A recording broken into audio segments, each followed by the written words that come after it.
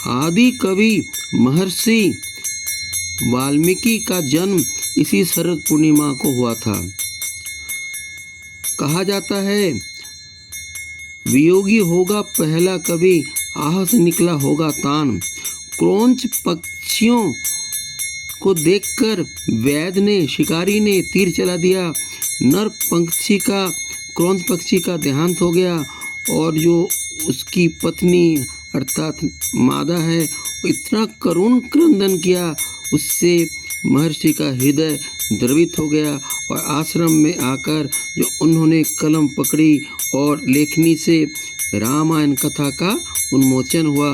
अर्थात उन्होंने जो जो लिखा, भगवान राम, भगवती सीता जब धरती में आए, उनका आविर्भाव हुआ तो उन्होंने उसी के अनुसार सभी कार्य किए, उसके बाहर कोई कार्य नहीं किया।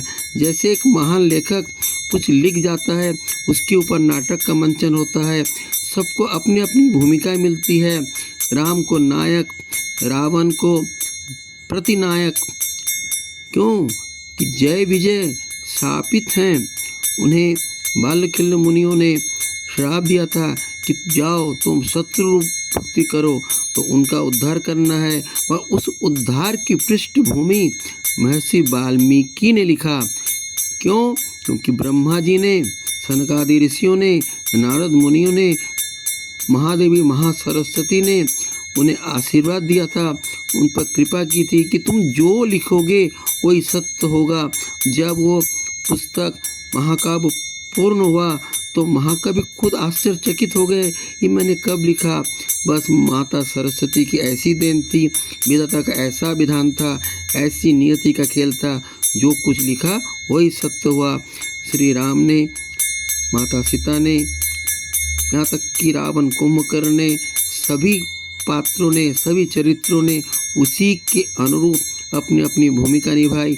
आज भी हम रामायण जो देखते हैं वो वास्तविक देन, राम कथा की देन आदि कवि महर्षि वाल्मीकि की है।